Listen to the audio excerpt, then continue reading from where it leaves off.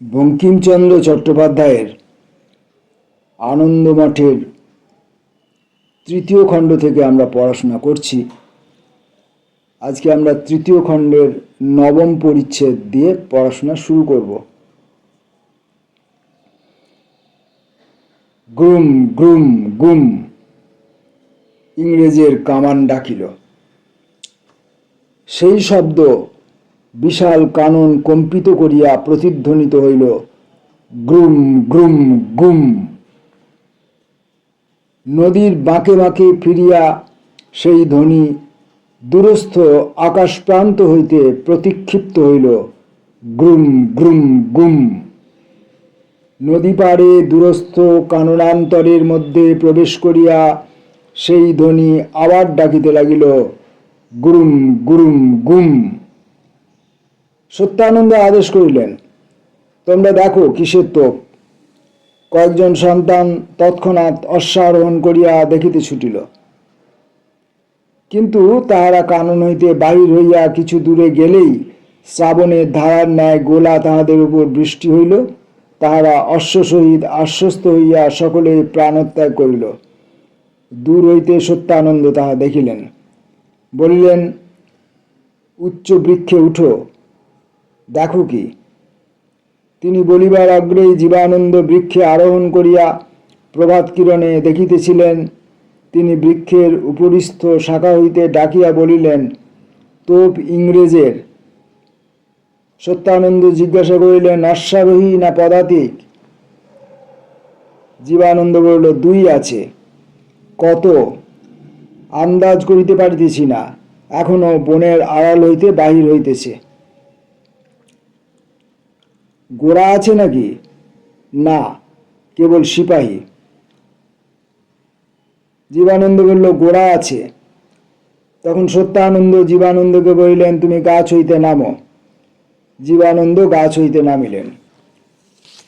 সত্যানন্দ বলিলেন, 10,000 সন্তান উপস্থিত আছে, কি করিতে পারো দেখো, তুমি আজ সেনাপতি।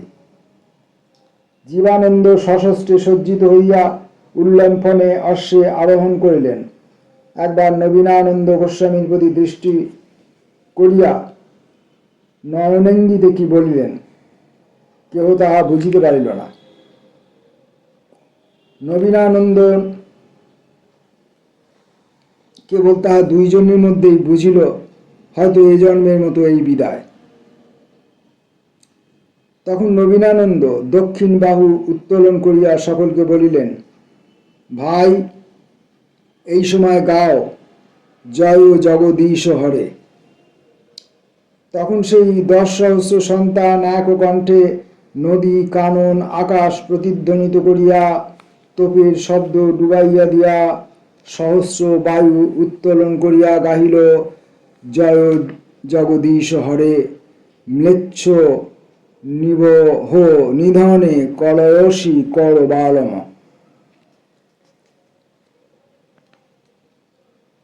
এমন সময় সেই ইংরেজের গোলাপ বৃষ্টি আসিয়া কানন মন্দে সন্তান সম্প্রদায়ের উপর পড়িতে লাগিল। কেহ গাইতে গাইতে ছিন্ন মস্তক, ছিন্ন বাহু, ছিন্ন হৃৎপিণ্ড হইয়া মাটিতে পড়িল। তথাপি কেহ গীত বন্ধ করিল না, সকলে গাইতে লাগিল, জয় জগদীশ হরে। গীত সমাপ্ত হইলে সকলেই একেবারে নিস্তব্ধ হইল। সেই নিবিড় কানন, সেই নদী সৈকত, সেই অনন্ত বিজন একেবারে গম্ভীর নীরবে নিবিষ্ট হইল। কেবল সেই অতি ভয়ানক কামানের ধ্বনি আর দূরশ্রুত গোরার সমবেত অস্ত্রের ঝঞ্ঝনা ও পদধ্বনি। তখন সত্যানন্দ সেই গভীর নিস্তব্ধতার মধ্যে অতি উচ্চ ঈশ্বরে বলিলেন, জগদীশ হরি তোমাদিগকে কৃপা করিবেন। তোপ কত দূর? উপর হইতে একজন বলিল, এই কাননের অতি নিকট, একখানা ছোট মাঠ মাত্র পার। সত্যানন্দ বলিলেন, কে তুমি? উপর হইতে উত্তর হইল, আমি নবীনানন্দ। তখন সত্যানন্দ বলিলেন, তোমরা 10,000 সন্তান আজ তোমাদেরই জয় হইবে, তোপ কাড়িয়া লও। তখন অগ্রবর্তী অশ্বারোহী বলিল, আইস। সেই 10 সহস্র সন্তান অশ্ব ও পদাতি অতি বেগে জীবানন্দের অনুবর্তী হইল। পদাতির স্কন্ধে বন্দুক, কটিতে তরবারি, হস্তে বল্লম। কানন নিষ্ক্রান্ত হইবা মাত্র সেই অজস্র গোলা বৃষ্টি পড়িয়া তাহাদিগকে ছিন্ন ভিন্ন করিতে লাগিল। বহুতর সন্তান বিনা যুদ্ধে প্রাণত্যাগ করিয়া ভূমি সাই হইল। একজন জীবানন্দকে বলিল, জীবানন্দ, অনর্থক প্রাণী হত্যায় কাজ কি? জীবানন্দ ফিরিয়া চাহিয়া দেখিলেন ভবানন্দ। জীবানন্দ উত্তর করিলেন, কি করিতে বল? ভবানন্দ, বনের ভিতর থাকিয়া বৃক্ষের আশ্রয় হইতে আপনাদিগের প্রাণ রক্ষা করি। তোপের মুখে পরিষ্কার মাঠে বিনা তোপে ও সন্তান সৈন্য এক দণ্ড টিকিবে না, কিন্তু ঝোপের ভিতর হইতে অনেকক্ষণ যুদ্ধ করা যাইতে পারিবে। জীবানন্দ, তুমি সত্য কথা বলিয়াছ, কিন্তু প্রভু আজ্ঞা করিয়াছেন তোপ কাড়িয়া লইতে হইবে, অতএব আমরা তোপ কাড়িয়া লইতে যাইব। ভবানন্দ বললেন, কার সাধ্য তোপ কাড়ে, কিন্তু যদি যেতেই হবে তুমি নিরস্ত্র হও, আমি যাইতেছি। জীবানন্দ বললেন, তা হবে না ভবানন্দ, আজ আমার মরিবার দিন। ভবানন্দ, আজ আমার মরিবার দিন। জীবানন্দ, আমার প্রায়শ্চিত্ত করিতে হইবে। তুমি নিষ্পাপ শরীর, তোমার প্রায়শ্চিত্ত নাই, তোমার চিত্ত কলুষিত, আমার চিত্ত কলুষিত, আমাকেই মরিতে হইবে। তুমি থাকো, আমি যাই। জীবানন্দ বললেন, ভবানন্দ, তোমার কি পাপ তাহা আমি জানি না, কিন্তু তুমি থাকিলে সন্তানদের কার্যোদ্ধার হইবে, আমিই যাই।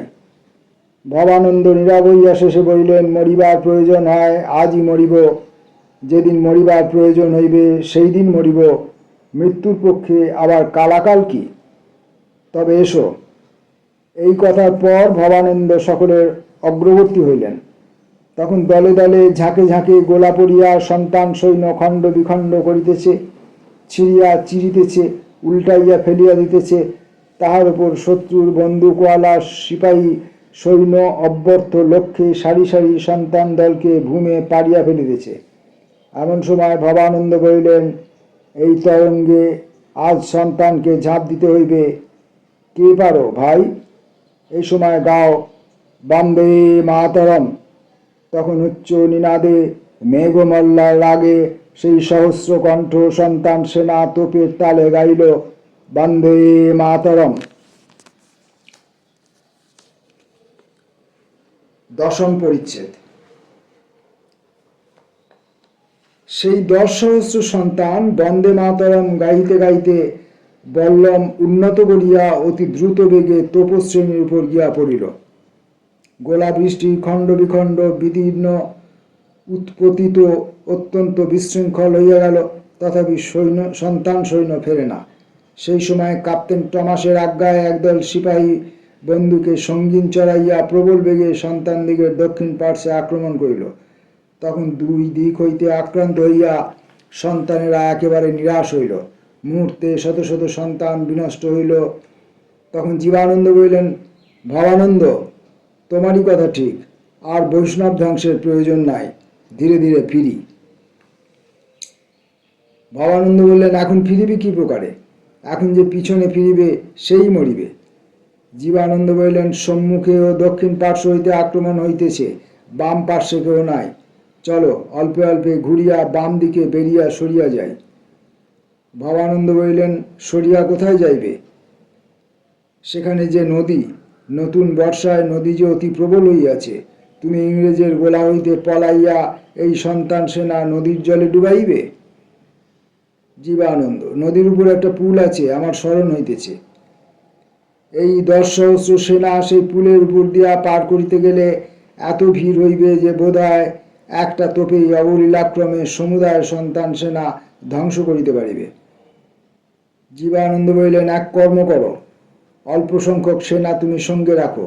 এই যুদ্ধে তুমি যে সাহস ও চাতুর্য দেখাইলে তোমার অসাধ্য কাজ নাই।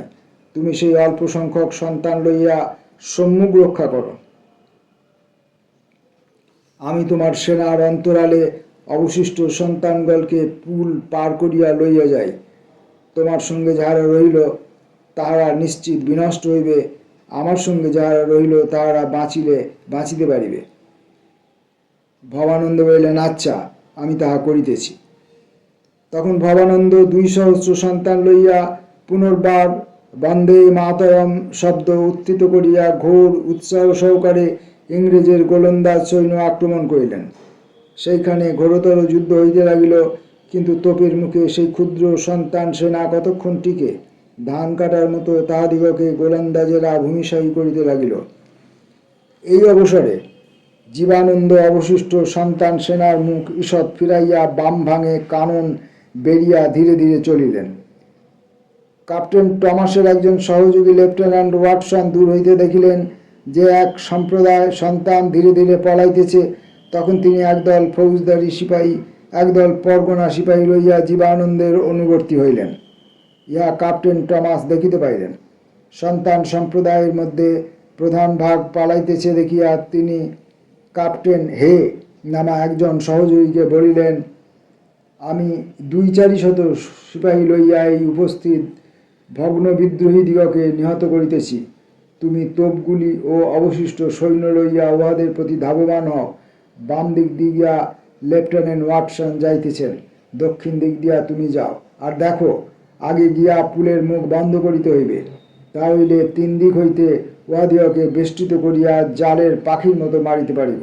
উহারা দ্রুতপদ দেশি ফৌজ, সর্বাপেক্ষা পলায়নে সুদক্ষ, অতএব তুমি উহাদিগকে সহজে ধরিতে পারিবে না।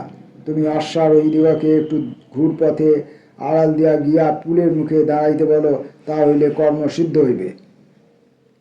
ক্যাপ্টেন হে তাহাই করিল। অতি দর্পে হতা লঙ্কা।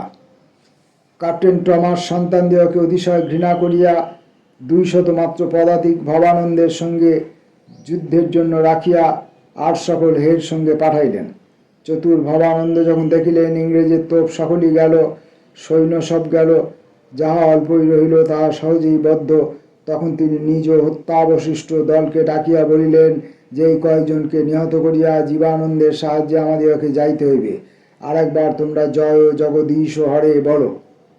তখন সে অল্প সংখ্যক সন্তান সেনা জয় জগদীশ হরে বলিয়া ব্যাঘ্রের নয় ক্যাপ্টেন টমাসের উপর লাফাইয়া পড়িল। সেই আক্রমণের উগ্রতা অল্প সংখ্যক সিপাহী ও তৈলঙ্গীর দল সহ্য করিতে পারিল না, তাহারা বিনষ্ট হইল।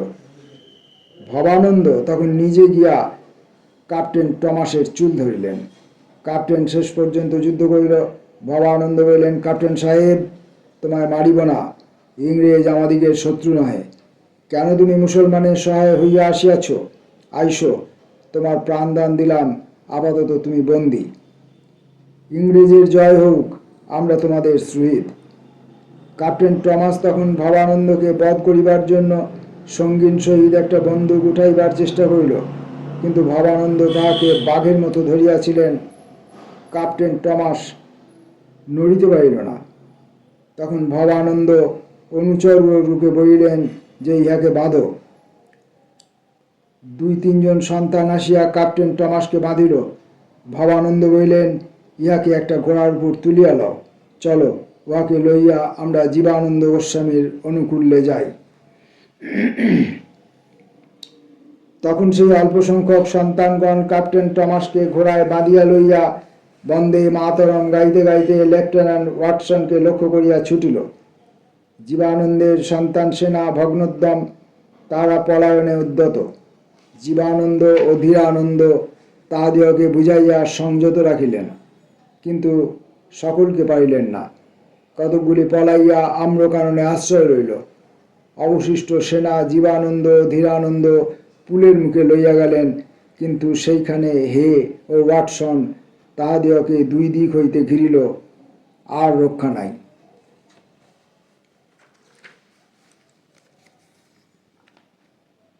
আনন্দমঠের 3য় খণ্ডের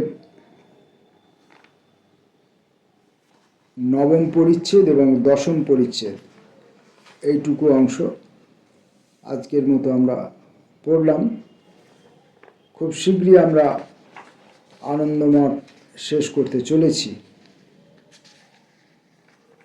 ফিরে আসবো পরের ভিডিওয়ে।